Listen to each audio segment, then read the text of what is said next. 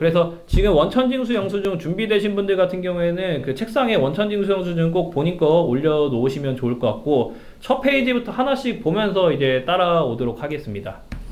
그 직장인들이 이제 연말정산 이야기 많이 하는데, 연말정산 여러분들이 헷갈려 하시지만 아마 오늘 그래도 30분만 그냥 얘기 쭉 들어도 어느 정도 개념들이나 로직은 잘 잡히실 거예요. 많은 분들이 여기 막 종합과세 얘기도 많이 하는데, 종합과세는 해당자 아니면 크게 신경 쓸 필요는 없으세요. 이게 왜 신경 쓸 필요가 없다고 이야기 드리냐면은, 우리가 벌어들일 수 있는 소득은 종류는 되게 많아요. 뭐 근로소득도 있고 사업소득도 있고 이자 배당 이런 것들도 있는데, 이거는 해당되는 분들만 신경 쓰시면 되고, 일반 직장인들은 근로소득만 있으면은 이제 연말정산으로 회사에서 이제 원천적으로 종결이 되다 보니까 이제 여러분들은 이제 연말정산 1년에 한 번만 신경을 쓰시면 좋을 것 같고, 그래서 일단 소득세 구조 이거 뒷장에서 연말 원천징수영수증 보면서 이야기 드릴 건데, 가볍게 이야기 드리면은 우리가 이제 급여를 받으실 거예요. 세전 급여를 뭐 급여랑 상여해서 쭉 받으실 건데, 급여를 받으시면은 기본적으로 나라에서 근로소득 공제라는 걸 해줘요. 이거 여러분들이 신경 쓰실 필요 없고요. 그러면은 이제 여러분들의 이제 근로소득 금액이라는 게 나오고, 여기서 자동적으로 소득 공제라는 걸 해줘요. 그러니까 나라 입장에서 너가 이제 직장 생활을 하면서 여러 가지 이제 소득 활동을 하면서 여러 가지 부대 비용이 발생을 하는데, 이런 것들은 소득으로 봐주지 않을게 그러는 거예요, 나라에서. 그래서 그런 것들을 쭉 빼주게 되면은 과세 표준이라는 게 나오거든요.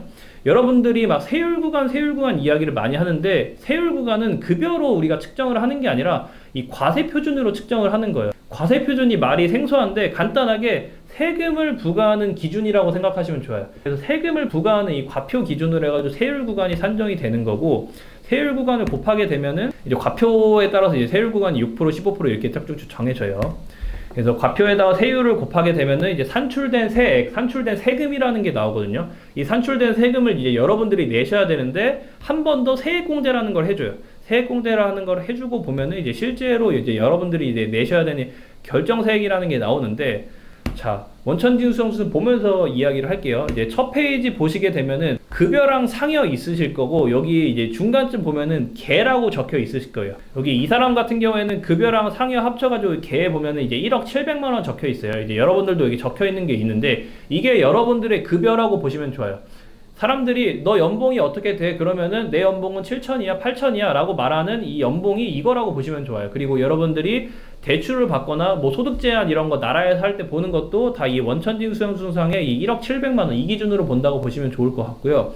물론 적혀 있는 금액이 세 전이다 보니까 여러분들이 막 저 이만큼 급여를 받지 않은 것 같은데요, 다들 막 이야기를 하시는데, 다 이게 여러분들 급여예요. 예. 그리고 이제 밑에 보시게 되면은 기납부세액도 있고요. 기납부세액, 결정세액도 있는데, 기납부세액은 단어 그대로 이미 납부가 된 세금이에요. 이제 이 기납부세액은 뭐냐면은, 이제 급여를 1억 700 정도 받는 사람들은 세금을 통상적으로 510만 원 정도는 내더라 해가지고, 우리 회사에서 월급 받을 때 월급 명세서 보면은 주민세랑 소득세 이런 거 떼가잖아요. 그렇게 미리 떼간 금액이 한 510만 원 정도예요. 근데 실제로 여러분들이 뭐 소득공제도 하고 세액공제도 하고 봤더니, 실제로 여러분들이 내셔야 되는 이 결정된 세금은 여기 390만 원이었던 거예요. 나는 원래 390만 원만 내면 되는 사람인데, 회사에서 그냥 일률적으로 510만 원을 떼갔잖아요. 즉 더 떼간 거잖아요. 그러다 보니까 회사에서 미안해 해가지고 이제 110만 원을 돌려주는 거예요. 그래서 연말정산 한다는 과정은 뭐냐면은, 기납부세액은 회사에서 일률적으로 떼가는 건 우리가 컨트롤을 못 하는데, 이 결정세액은 계속 여러분들이 잘 준비하게 되면 줄여갈 수 있어요. 그래서 이론적으로는 결정세액을 0원까지도 만드실 수가 있습니다. 만약에 지금 화면에 보이는 사람이 결정세액을 0원을 만들었다. 그럼 어떻게 될까요? 한 510만 원 정도를 다 돌려받는다고 보시면 좋아요. 그래서 여러분들도 지금 기납부세액이 여러분들이 최대한 돌려받을 수 있는 금액들이에요. 여러분들이 지금 낸 거. 그래서 결정세액을 계속 줄이기 위해서 여러분들은 고민을 하셔야 된다고 보시면 좋을 것 같고, 자, 그러면은 결정세액을 어떻게 하면 줄일 수 있는지 하나씩 또 보도록 하겠습니다. 자, 두 번째 페이지 보게 되면 이게 이제 메인이라고 보시면 좋아요. 항목들은 지금 눈에 잘 안 들어오실 것 같지만, 여러분들이 신경 쓸 거는 사실 몇 개 없어요. 자, 왼쪽 사이드는 소득 공제고요. 자, 그리고 오른쪽 사이드는 세액 공제 사이드라고 생각하면 좋습니다. 자, 맨 하나 위부터 볼게요. 자, 왼쪽 맨 위 보시면은 여러분들의 급여인 총 급여 적혀 있으실 거예요. 여기 보면은 1억 700만 원 있는데, 근로소득 공제라는 거 해줘요. 이거 그냥 급여 구간에 맞춰서 자동적으로 알아서 해주니까 여러분들이 준비할 것도 없고 신경 쓰실 것도 전혀 없어요. 그러니까 넘어가시면 되고요. 자, 그러면 이제 근로소득 금액이라는 게 나와요. 자, 여기서부터 여러분들이 소득공제 준비하는 게 출발한다고 보시면 좋아요. 첫 번째로 여러분들이 준비하실 수 있는 게 인적공제예요. 인적공제는 다들 많이 아실 거예요. 이제 보통 이제 근로자 본인이니까 본인은 다 되어 계실 거고요. 배우자가 있다고 공제가 되는 건 아니죠. 배우자도 맞벌이면은 배우자도 배우자 본인한테 공제가 되어 있고, 만약에 외벌이 분들 같은 경우는 배우자 공제도 받으실 수 있고, 제일 많이 이야기하는 거는 부양가족이에요. 부양가족에 자녀 있는 분들은 당연히 다 올라가 계실 것 같고, 만 60세가 넘어가시고 소득 활동이 없는 부모님 을 다 올리실 수가 있어요. 그리고 또 중요한 게 본인의 부모님만 본인이 올릴 수 있는 거 아니에요. 그러니까 양가, 장인, 장모님 본인한테 올릴 수 있고요. 시아버지, 시아버님도 본인한테 올릴 수 있어요. 그래서 소득이 많은 사람한테 일단 모시면 좋거든요. 왜 그런지 조금 이따 얘기 드릴 것 같은데, 그래서 장인, 장모님, 양가, 부모님 네 분 중에 해당되시면은 만 60세가 넘고 소득 활동이 없으면은 다 올릴 수가 있고요. 중요한 게 같이 안 사셔도 되고요. 용돈 같은 거 안 보내주셔도 좋아요. 그러니까 다 올리실 수 있고, 만약에 할머니, 할아버지가 있어요. 그런 분들도 다 올리실 수가 있어요. 한 명당 150만원 소득공제가 되는데, 만약에 할머니, 할아버지나 부모님의 나이가 70세가 넘으셨다, 이런 분들 같은 경우에는 경로 우대로 추가적으로 100만원 또 돼요. 그래서 한 명당 70세가 넘어가신 분들은 250만원씩 공제가 되는 거니까 해당되는 사람이 있으면 꼭 신경 쓰시면 좋을 것 같고, 이게 소득이 당연히 없어야 되는데 소득이 조금은 있어도 해당은 돼요. 이제 여기서 연말정산에서 말하는 기준소득 100만원이라는 게 있는데, 뭐 이자 배당 2천만원 넘지 않으면 되고요. 뭐 근로소득에서 한 달에 3, 40만원 받아도 여기 다 올릴 수 있어요. 또 연금소득은 보통 공무원이나 뭐 교사나 이런 분들 은퇴하셔가지고 막 국민연금이나 공무원연금 많이 받는 분들은 못 올려요. 슬프지만 연금소득이 많아서 못 올리고, 그리고 사업 같은 거 하시면 당연히 못 올리고, 그리고 뭐 특이한 사항 같은 게, 만약에 뭐 외벌이 분들이나 뭐 아내가 갑자기 이제 회사를 다니시다가 육아휴직이나 이런 거 해가지고 만약 퇴사를 하셨다, 그래서 퇴직금이 그 해년도에 100만원이 넘게 발생을 했다, 그러면 그때는 못 올리세요. 뭐 올리셔도 튕겨 나간다고 보시면 좋을 것 같고, 그리고 만약에 집 같은 걸 팔아가지고 양도소득이 발생을 했다, 그런 거 같은 경우에도 그 해는 못 올린다고 보시면 좋을 것 같고. 그래서 실제 상담을 하다 보면은 제일 많이 그 어떻게 보면은 가성비 좋게 연말정산에서 혜택을 받는 게 이제 인적공제예요. 보통 뭐 외벌이나 40대 분들 같은 경우에는 막 인적공제만으로도 1,000만원 이렇게 공제받는 분들 계시거든요. 그래서 꼭 이거 신경 쓰시면 좋을 것 같고요. 자, 그리고 밑에 보면은 이제 국민연금 내시고 건강보험료 내시고 고용보험료 내시는 거는 내신 만큼 다 그냥 소득에서 제해진다고 보시면 좋아요. 그래서 이런 것들은 여러분들이 신경 쓰실 필요가 전혀 없겠죠. 자, 그리고 이제 두 번째로 또 여러분들이 신경 쓰셔야 될 게 주택 관련된 공제예요. 주택 관련된 공제. 자, 주택 관련된 공제는 여기 주택에 주택 임차 차입금 원리금 상환액이라고 있어요. 이거 뭘까요? 이거는 그냥 전세자금 대출이라고 생각하시면 되세요. 우리가 주택 임차 차입금 원리금 상환액이 전세자금 대출이고요. 장기 주택 저당 차입금 이자 상환액이 담보 대출이라고 생각하시면 좋고, 여기 밑에 월세도 있어요. 그래서 우리가 주거 형태가 세 개죠. 월세나 전세나 담보 대출이 있는데, 여기서를 뭘 신경을 쓰셔야 되냐면은, 지금 혹시 전세를 살고 계신 분들 있잖아요. 전세를 살고 계신 분들은 좀 주의 깊게 들어주시면 좋을 것 같아요. 전세자금 대출 같은 경우에는 그 소득공제 혜택 한도가 일단은 연에 400만원이에요. 연에 400만원까지. 이게 작년까지는 300이었는데 올해 이제 400으로 늘었고요. 뭘 중요하게 생각을 하셔야 되냐면은, 여기 보면은 원리금이에요. 원리금. 원리금을 잘 모르시는 분들도 계신데, 원금과 이자의 합성어예요. 우리가 전세자금 대출을 받으면은 만기 일시 상환이다 보니까 보통은 이자만 이렇게 내거든요. 근데 추가적으로 여러분들이 원금도 상환을 하잖아요. 그럼 원금도 소득공제 혜택이 돼요. 근데 그게 굉장히 커요. 자, 제가 예를 들어서 보여드릴게요. 어떤 분이 전세자금 대출이 1억 원을 받았어요. 근데 이율이 4.2%로 받았어요. 그럼 이분 같은 경우에는 한 달에 이자를 35만 원씩 내거든요. 그러면은 한 달에 35만 원씩 내면은 1년에 이제 420만 원을 전세자금 대출 이자로 내는 거예요. 그러면 아까 420만원에 40%가 아까 저기 잡히거든요. 420만원에 40%에서 168만원이 소득공제가 되는 건데, 이런 분들을 저는 상담을 할 때 꼭 원금도 일정 부분 갚으라고 해요. 저는 만약에 제가 이분을 상담을 하고 있으면은 원금을 이제 50만원씩 상환하라고 이야기할 거예요. 최소. 왜냐면은 한 달에 50만원씩 원금을 상환하게 되면은 1년에 이제 전세자금 원금을 600만원 상환한 거죠. 600만원 상환하게 되면은 600만원에 40% 해가지고 240만원까지 추가 소득 공제가 돼요. 추가 소득공제가 되면 이분 같은 경우에는 이제 1년에 400만 원, 168만 원이라 해서 240만 원에서 이제 400만 원 최대 받으신 거죠. 근데 중요한 게 240만 원 소득공제 받으시면은 좋잖아요. 근데 240만 원 소득공제 받았다고 여러분들이 내셔야 되는 세금이 240만 원이 줄어드는 거는 아니에요. 240만 원이 줄어들진 않고 얼마가 실제 절세 효과가 있냐면은 그거는 세율 구간이랑 연관이 있어요.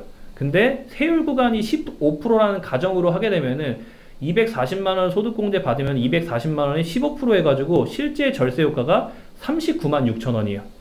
그러면은 이분 같은 경우에는 50만 원씩 1년 내가지고 이 39만 6천 원을 실제 돌려받는 건데, 이거를 조금 더 와닿게 제가 적금이랑 비교해서 이야기 드리면은 14.4%짜리 적금이에요.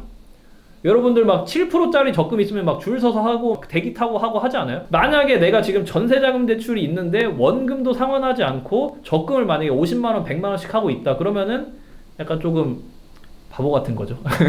그래서 혹시 그런 분이 계시다 그러면은 올해가 이제 1년 안 갔어요. 올해 이제 가기 전에 12월 31일 전에 그냥 납입만 하면 돼요. 내가 이자 얼마큼 냈는지 확인하고 1000만 원에서 이자 낸 거 빼고 만약에 이자를 200만 원 냈다 그러면 800만 원만 원금 상환하게 되면 최대 소득공제 다 받으실 수 있으니까 꼭 이 부분 신경 써서 체크해 주시면 좋을 것 같아요. 자, 그래서 전세자금 대출 꼭 이거 해당되시는 분들 신경 쓰시면 좋을 것 같고, 그리고 담보대출도 이야기 드릴게요. 담보대출은 여기 장기 주택 저담 차입금 이자 상환액이라고 있는데, 이거는 전세자금 대출이랑 차이점이 뭐냐면은 전세자금 대출은 원금 상환하는 것도 소득공제가 되는데 담보대출은 이자 상환액만 잡혀요. 어쨌든 담보대출은 다 이제 원리금 상환이다 보니까 이건 자동적으로 잡히긴 하는데, 그냥 뭐를 조금 알고 계시면 좋냐면은 모든 집에 대해서 잡히는 건 아니에요. 전세자금 대출은 뭐 크게 상관없이 다 잡히는데, 이 담보대출 같은 경우에는 집 가격이 공시지가 기준으로 이제 5억 원 이하여야 돼요. 공시지가 기준으로 5억 원 이하라는 거는 실제 실거래가로는 7, 8억짜리 집을 사게 되면 해당이 돼요. 이게 올해까지는 7, 8억인데 이게 내년에 개정이 돼가지고 이제 기준 시가가 6억으로 늘어났어요. 그러면은 실거래가로는 한 8, 9억짜리 집을 사게 되면은 여기 이제 잡힌다고 보시면 좋을 것 같고, 근데 대부분은 사실은 뭐 변칙 없이 잡히는데 가끔 뭐 이제 잔금 치르는 거나 이제 입주 시기가 안 맞으시는 분들도 계신데 3개월 이내에 이제 대출 받으셔야 되거든요. 근데 3개월이 막 지나가지고 대출 받게 되면 이제 안 잡혀 계시는 분들 계세요. 그래가지고 혹시 나는 이거를 받고 싶다 그런 분들 같은 경우는 반드시 이제 맞춰가지고 이거 신경 쓰시면 좋을 것 같고, 혹시 지금 상담을 듣는 분들 중에 전세자금 대출도 내고 있고 그리고 이 담보대출도 상환을 하고 있는데 지금 화면에 보이는 것처럼 아무것도 안 잡혀 있다 그러면은 뭔가 잘못된 거예요. 그러니까 뭔가 잘못됐다는 게 은행이나 이런 데서 누락을 하는 경우도 있어요. 그래서 은행에 전화해서 물어보거나 아니면은 국세청 홈택스에 전화해서 이제 아니면 회사에도 다 담당자들 있잖아요. 이제 한 달, 두 달 뒤에 보면 이제 시즌일 텐데 담당자한테 물어보세요. 그래서 이거 왜 나 내고 있는데 안 잡혀 있냐 그러면은 만약에 돼야 되는데 안 잡혀 있으면은 경정 청구 같은 거 할 수 있거든요. 이제 연말정산 신고 잘못한 거는 우리가 5년간은 그냥 수정 신고를 하실 수가 있어요. 그래서 다시 이거 제대로 해달라 그러면은 1년 전, 2년 전에 한 것도 다시 다 소급해서 돌려받을 수 있으니까 그냥 한번 신경 쓰시면 좋을 것 같아요. 이거는 이것뿐만 아니라 모든 것들이 연말정산으로 우리가 인적공제라든지 잘못된 거는 다 5년 내로 다시 신고하실 수 있으니까 알고 계시면 좋을 것 같고요. 그리고 청약은 그냥 가볍게 넘어갈 건데, 청약은 이제 많은 분들이 그거 이야기를 하세요. 이제 저 청약 내고 있는데 왜 여기 아무것도 안 잡혀요? 라고 이야기 하시는데, 급여가 7천만 원 넘어가서 안 잡히는 경우도 많고요. 그리고 이제 무주택 세대주가 아니어서 안 잡히는 경우가 많아요. 그러니까 만약에 저 무주택이에요 이렇게 얘기하는 분들 계신데, 부모님이랑 사는데 무주택이면은 무주택이지만 세대 원이시죠. 그렇기 때문에 안 잡힌다고 보시면 좋아요. 급여도 7천만 원 이하고 무주택 세대 주여야지만 잡힌다는 거 알고 계시면 좋을 것 같고, 청약 막 소득공제 받으려고 20만 원씩 내시는 분들도 계신데 웬만하면은 그렇게 하시지는 마시고요. 그냥 내실 거면은 최대 10만 원까지만 내세요. 인정되는 금액이 10만 원까지니까 나머지 10만 원으로 사실 할 수 있는 거 많으니까 굳이 청약에 20만 원씩 넣는 거는 개인적으로는 정말 비효율적이라고 생각을 하고요. 네. 또 많이 이야기하는 게 신용카드 등 사용액이에요. 신용카드 등 사용액 여기 보게 되면은 신용카드 등 사용액. 제가 막 작년인가 이제 식당에 가서 밥 먹다가 정말 깜짝 놀랐던 일이 있는데, 막 옆에 이제 막 그냥 모르는 사람들이 밥 먹는데 막 신용카드를 써야지 막 연말정산에서 소득공제가 돼 막 이런 얘기를 하더라고요. 체크카드랑 현금영수증 쓰면 안 돼 막 이런 얘기를 막 하고 계시더라고요. 사실은 신용카드도 되고 현금영수증 되고 체크카드도 되고 오히려 이제 공제율은 체크카드랑 현금영수증이 훨씬 더 높은데, 여기 이제 써 있는 게 신용카드 등이라고 해가지고 이제 가끔 오해하시는 분들도 계신데 그건 아닌 거 다들 아실 것 같고. 자, 공제 한도는 급여가 7천만 원 이하이신 분들 같은 경우에는 이제 300만 원까지 소득공제 혜택이 되고요. 급여가 7천만 원 넘어가게 되면 이제 250만 원까지 소득공제가 되는데, 여기서는 이제 여러분들이 뭐를 신경을 쓰셔야 되냐면은 원천징수영수증 세 번째 페이지 보게 되면은 중간 밑에 보게 되면은 지금 화면에 보이는 것처럼 신용카드, 직불카드가 체크카드예요. 신용카드, 체크카드, 현금 영수증을 얼마 썼는지, 뭐 도서를 얼마 썼는지, 전통시장, 대중교통 얼마 썼는지 아마 다 확인이 되실 거예요. 그리고 보시면서 약간 한번 그 자각을 해보셔도 좋을 것 같아요. 우리가 원천징수영수증에 급여로 적혀 있는 거는 세전으로 적혀 있는데, 거기 지금 쓰여 있는 거는 여러분들이 실제 쓴 거다 보니까, 여기 보면 어떤 분들이 연봉이 5천인데 여기 쓴 거는 5천 쓰신 분들도 계시거든요. 그럼 연봉보다 사실 더 쓰신 거예요. 그래서 이거 꼭 보시면 좋을 것 같고, 신용카드, 체크카드, 현금 영수증에서 300 이렇게 소득공제 되는데, 뭐가 중요하냐면은 그냥 쓴다고 잡히시는 게 아니라요, 공제 문턱이 있으세요. 공제 문턱. 공제 문턱이 내 급여의 25% 넘게 썼을 때부터 카운팅이 돼요. 자, 계산하기 쉽게 얘를 8천만 원으로 한번 보실게요. 내가 급여가 8천이에요. 그러면은 25%면은 공제 문턱 25%면은 2천만 원이겠죠.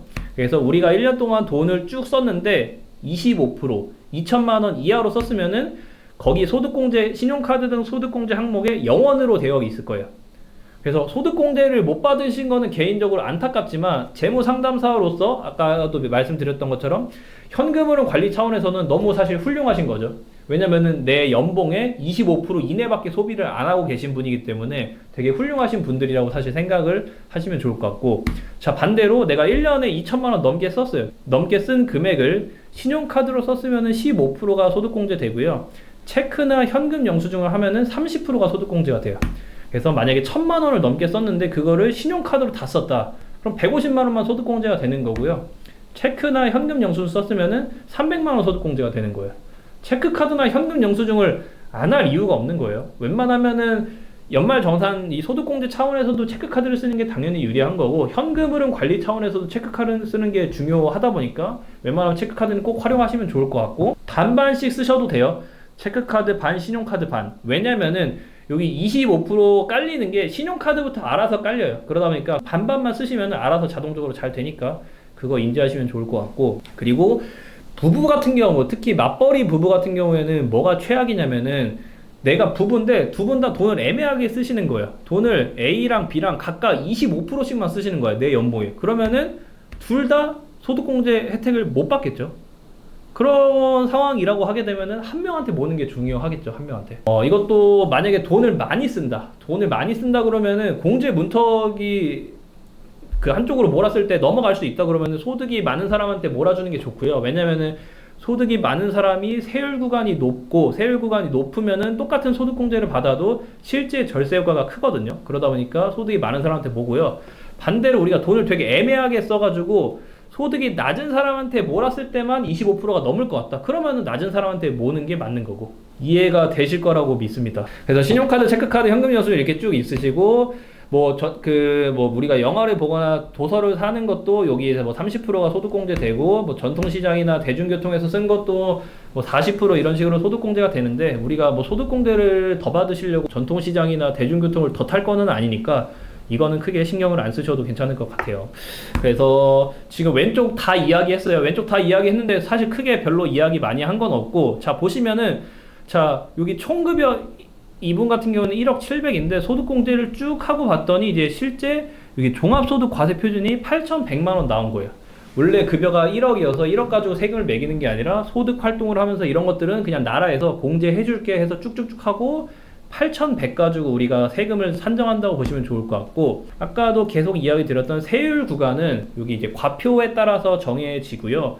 과표가 보통 여러분들 같은 경우에는 제가 조금 더 이해하기 편하게 이야기 드리면은, 내 연봉이 7천만 원 이하다 그러면은 과표 세율 구간이 보통 15%고요 7천에서 8천 좀 넘어간다 그러면은 한 24%라고 보시면 좋을 것 같고, 연봉이 1억 2천 정도 넘어간다 그러면은 과표가 이 세율 구간이 35% 이렇게 보시면 좋을 것 같아요. 그래서 보통 직장인들이 한 15%, 24%, 이제 35%에서 왔다 갔다 한다고 보시면 좋을 것 같아요. 연봉이 이제 1억 2천 넘어가시는 분들 같은 경우에는 버는 거에 3분의 1 이상을 세금으로 내시니까 마음 편안히 가지세요. 그러다 보니까 아까 제가 얘기해 드렸던 것처럼 막 부업 같은 게 되게 의미가 있다니까요. 그래서 35% 넘어가는 것도 막 38%나 40%나 이거 이때부터는 거의 다 비슷해지시는 거고. 그래서 과표에다가 이제 8,100에다가 세율 구간을 곱하고 그다음에 이제 기본 공제로 빠지는 게 있거든요. 그런 거 빠지게 되면은 산출된 세액이 여기 보면 1,400만 원 있고요. 여러분들도 적혀 있으실 거예요. 여기서 한 번 더 이제 세액공제를 쭉 해준다고 보시면 좋을 것 같아요. 세액공제도 한번 이야기 드리면은 세액공제 산출세액이 여기 보면은 근로소득 세액공제는 자동적으로 해줘요. 이거는 여러분들이 신경 쓰실 필요도 없고 그냥 알아서 이것도 잡히는 거다 보니까 뭐 50만 원이나 보통 66만 원 잡혀 계실 거거든요. 이거는 그냥 알아서 빠지는 거고, 첫 번째로 세액공제에서 여러분들이 하실 수 있는 거는 연금 계좌예요. 연금 계좌, 막 연금 저축 IRP 여러분들 많이 들어보셨을 건데 우리나라에서 세액공제가 되는 연금은 딱 두 가지만 기억하시면 좋아요. 여기 연금 저축이라고 보이실 거고, 근로자 퇴직급여 보장에 따른 퇴직연금, 네, IRP 계좌예요. 이제 이분 같은 경우에는 작년에 이제 IRP 계좌에 220만 원 낸 거고 연금 저축에 400만 원 내신 거예요. 연금 저축이나 IRP 계좌에 납입을 하게 되면은 납입한 금액이 이제 세제 혜택 한도는 작년까지는 700이었는데 올해부터 바뀐 거 아시나요? 이제 연금저축이 이제 600까지 늘었고 IRP 합산해서 900까지 늘었어요. 연금저축이랑 IRP에 납입을 하게 되면은 납입한 금액의 13.2% 환급을 해준다고 보시면 좋아요. 많은 분들이 이제 여기까지만 기억을 하시고 계신데 이제 몇 가지 특이사항들이 납입한 금액의 13.2% 환급을 해주지만 이거는 연금 상품이에요. 올해 내고 내년에 돈을 받는 게 아니라 55세 이후에 연금으로 찾아 쓰는 연금 상품이거든요. 그래서 만약에 55세 이전에 해지하게 되면 16.5%로 다 토해내요. 그래서 요즘에 막 사회 초년생들 상담하다 보면은 막 세제 혜택 한도 900만 원까지 꽉꽉 채워서 내시려고 하는 분들 계시거든요. 이 혜택 한도가 막 급여가 5,500만 원 이하면은 뭐 16.5%까지도 환급이 되다 보니까. 근데 중요한 게 은퇴 자금이에요. 즉 장기 자금이에요. 내가 1년에 단기 자금, 아까 뭐 이제 비유형에 있는 사람들이 한 달에 200씩 해서 1년에 2,500씩 저축을 한다고 했는데 내가 1년에 그래도 한 2,000 정도 혹은 2,500 정도를 돈을 막 모으고 있다. 그런 분들은 이제 은퇴 자금으로 돈을 많이 넣어도 괜찮은데 내가 1년에 1,000만 원도 지금 단기에 돈을 못 모으는데 뭐 IRP 계좌에 900씩 넣는 거는 또 주객이 전도가 되는 거예요. 이게 돈을 또 뺏어 쓰려고 그러면 다 제약이 있기 때문에. 그리고 환급 받은 금액을 나중에 이제 연금 받을 때는 이제 5.5% 과세하고 받는다고 보시면 좋을 것 같고. 그리고 이제 연금저축 IRP에서 하나만 또 주의해야 될 거 이야기 드리면은 우리가 세액공제나 소득공제는 내가 내야 될 세금을 깎아주는 거예요. 그러니까 결정세액을 깎아주는 거지 내가 내지도 않은 세금을 환급해주는 게 아니거든요. 지금 화면에 보시면은 결정세액이 이분 같은 경우는 지금 59,000원이시죠. 이분 같은 경우에는 소득공제나 세액공제를 해서 줄일 수 있는 혜택 한도가 59,000원이 맥스예요. 근데 이분이 만약에 IRP 계좌에 900만 원 넣었어요.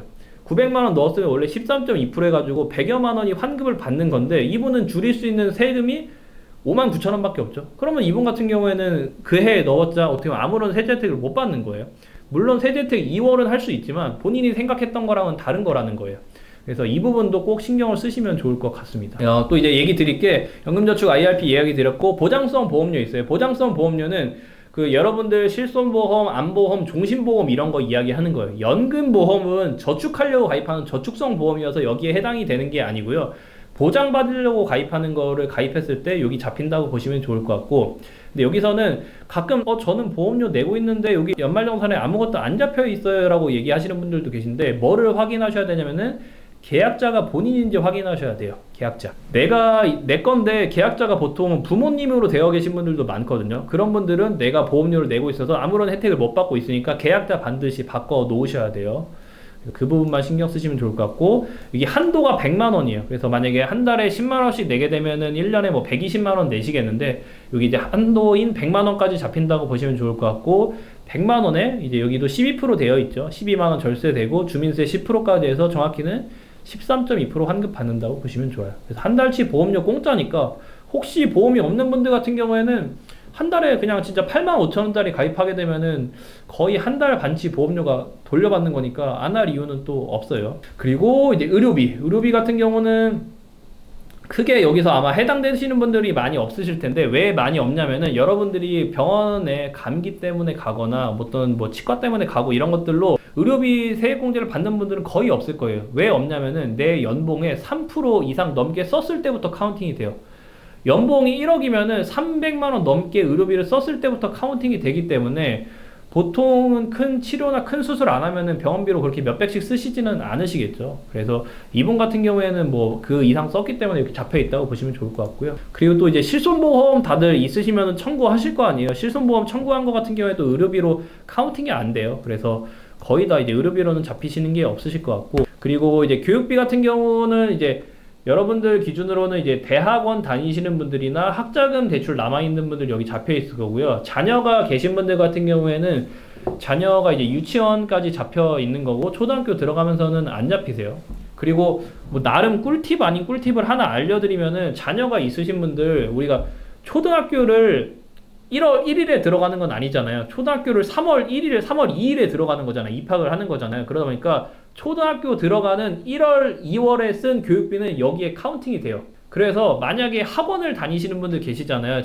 내 자녀가 학원 다니면은 보통 다니는 학원은 보통 뭐 3개월, 6개월, 1년 계속 다니시잖아요. 뭐 이제 돌리셔야 되니까. 그런 거는 학원이랑 얘기해가지고 1월달이나 2월달에 학원비를 6개월이나 1년치를 한꺼번에 끊어버리시는 거예요. 그러면은 교육비 세액공제 이제 300만 원 혜택으로 잡히는 거예요. 이거는 실제 학원에서 그렇게 영업을 하는 걸 제가 들었어요. 그래가지고 되게 꿀팁인데 라고 저도 이제 여러분들한테 또 알려드리는 거예요. 그래서 혹시 해당되시는 분들 계시다고 하게 되면은 혹시 체크해가지고 꼭 활용을 해보시면 좋을 것 같고요. 그리고 이제 기부금 같은 경우에는 이제 기부한 금액에 이제 15% 세액공제 되세요. 이거는 그냥 뭐 이제 절이나 교회에서 한 거 영수 처리하시면 되는 것 같고, 여기서는 뭐 얘기 드리고 싶냐면은 그 본인이 기부하신 거 말고 본인 부모님들이 기부하시는 분들 계실 거예요. 그러니까 우리 엄마 아빠가 혹시 절이나 교회에 기부를 하시는데, 기부를 하시고 영수 처리를 내 핸드폰으로 하시는 분들 계세요. 만약에 안 하시고 계시면은 그렇게 하시라는 거예요. 왜냐면은 그렇게 하시면은 내가 세액공제 받을 수 있어요. 그래서 저는 막 교회 안 가는데 여기 막 기부금에 막 300만 원씩 잡혀 있어요라고 하는 분들 확인해 보면은 이제 엄마가 이제 대신 해준 거예요. 그래서 꼭 만약에 부모님이 은퇴하셨는데 절이나 이제 교회에 이제 기부를 하신다 그러면 꼭 영수 처리를 본인 명의로 꼭 하시면 좋을 것 같고요. 그리고 이제 마지막으로 월세 같은 경우는, 월세는 이제 뭐 납입한 이제 월세액의 뭐 12%나 15% 이제 세액공제를 받으실 수가 있는데, 여기서는 이제 여러분들이 신경 쓰셔야 될 게 뭐냐면은, 정말 그런 분이 한 분도 아마 없겠지만 월세 세액공제는 급여가 7천만 원 넘어가면 세액공제가 안 돼요. 그래서 만약에 내가 연봉이 7천만 원 넘어가는데 월세를 사는 거는 정말 좀 비효율적인 거죠. 왜냐면은 월세를 급여가 7천만 원 넘어가는데 전세자금 대출이나 담보대출 같은 경우에는 여기 이제 소득공제 혜택이 되는 건데, 연봉이 7천 넘어가는데 월세를 사게 되면 주거 비용에 대해서는 아무런 뭐 연말정산으로 혜택이 없는 거니까, 그런 분들은 반드시 이제 집을 옮기실 거를 전 적극 권장드리는 거고, 그래서 그 부분만 조금 신경을 쓰시면은 좋을 것 같습니다. 그래서 제가 쭉 지금까지 거의 이제 다 이야기를 드렸는데요. 항목들이 많지만 여러분들이 신경 쓰실 거는 제가 말씀드린 것처럼 몇 개 없어요. 자, 첫 번째로 다시 돌아가면은 인적 공제. 이제 우리 만 60세 넘어가시는 뭐 부모님이 계신지, 만 60세 넘어가시는 뭐 부모님, 할머니 쭉쭉 다시면 좋을 것 같고요. 그리고 전세자금 대출이나 담보대출 관련해가지고 뭐 해당되시는 게 있는지 파악을 해보시면 좋을 것 같고, 그리고 신용카드 등 사용액 같은 경우에는 내가 체크카드를 많이 쓰면 좋을 것 같고, 내 소득이 25%를 넘게 쓰는 게 기준이니까 그거 체크하시면 좋을 것 같고, 그리고 연금저축 IRP, 뭐 내 소득 대비 얼마 정도 낼지 이런 거 조금 신경 쓰시면 좋을 것 같고, 그리고 뭐 보장성 보험료 같은 거 계약자 신경 쓰시면 좋을 것 같고, 그리고 월세, 뭐 이건 아마 크게 해당되시는 분들은 없으실 텐데, 크게 한 이 정도 한 4, 5개, 5, 6개 정도만 신경만 잘 쓰시면은 조금 세율은 바뀌긴 하지만 큰 틀에서 거의 안 바뀌거든요. 거의 10년간 막 300만 원이 400되고 뭐 700이 900되고 조금씩 바뀌지만 크게 안 바뀌니까 한 번만 꼭 잘 세팅을 해 놓으시면 좋을 것 같아요. 그래서 제가 지금 연말정산 쭉 이야기 드렸는데, 이게 대한민국 직장인들의 한 90에서 95% 평균적인 사람들은 다 이게 여기 안에 해당이 된다고 보시면 좋을 것 같고, 혹시 만약에 내 상황이 뭔가 좀 특이할 것 같아, 그런 분들 같은 경우에는 여기다가 전화하세요. 여기 이제 국세청에서 이제 운영하고 있는 홈택스 콜센터인데 굉장히 친절하고 되게 다양한 사례들을 이분들은 접했기 때문에 되게 잘 알려주십니다. 그래서 저도 실제 상담하다가 좀 막히는 거 있으면 여기다가 전화해서 물어보거든요. 다 돈도 안 내고 공짜다 보니까 요즘에는 또 안 바쁠 때 전화도 잘 받으시니까 꼭 여기 전화해가지고 혹시 물어보시면 좋을 것 같습니다. 그래서 제가 지금 준비한 내용은 여기까지라고 보시면 좋을 것 같고요. 여기 질문 올라온 것들 몇 개 있어가지고 그냥 답변 드릴 수 있는 거 하나씩 답변 드려 보면, 세법상 장애인은 의료비 3% 이상 아니어도 공제 대상인가요? 라고 했는데 맞으세요. 그리고 맞고, 혹시 이거 뭐 제가 얘기는 안 드리긴 했는데 세법상 장애인이 혹시 되시는 분들이 꽤 계실 수 있으니까 체크를 해보시면 좋을 것 같아요. 우리가 연말정산에서 장애인 공제도 있는데, 그냥 일반 장애인이 아니라 세법상 장애인은 혹시 우리 부모님이, 혹시 우리 할머니 할아버지가 암 치료를 받았어요, 아니면은 뭐 뇌졸중이나 그 치료를 받으면은 병원에 가게 되면은 이제 그 장애인 증명서 받으실 수 있어요. 세법상 장애인이기 때문에 그런 거 같은 경우는 의료비 다 하게 되면은 이제 인적공제에서 장애인 공제도 또 추가적으로 받으실 수가 있거든요. 그래서 어떻게 보면 이거 5년간 계속 받을 수 있으시니까 해당되시는 분들 같은 경우에는 꼭 신경 쓰시면 좋을 것 같고, 유주택 세대원에서 세대분리 전입신고 해가지고 무주택 세대주가 되었을 때 전입신고하면은 자동으로 이거 확인해 보셔야 돼요. 그러니까 은행에서 처리를 해주는 경우도 있는데 안 되어 있으면 확인하셔야 돼요. 그냥 그냥 우리가 신용카드랑 현금여수 이런 거는 자동적으로 되고, 보험료나 연금저축 이런 거 된 거 자동적으로 잡히거든요. 근데 이거는 교차 검증 해봐야 돼요. 사실 이 연말정산 같은 경우도 아까 전세자금 대출이나 담보대출 상환하는 거 원칙적으로는 제대로 잘 되어 있어야 되는 게 맞는데 그냥 누락되는 경우가 있어요, 사실. 그러다 보니까 이거는 그냥 나를 위해서 교차 검증을 하실 거를 권장드리면 좋을 것 같고요. 더 없으시면은 마무리 하도록 하겠습니다. 네, 그러면은 긴 시간 강의 경청해 주셔서 감사드리고요. 오늘 강의 고생 많으셨습니다. 감사합니다.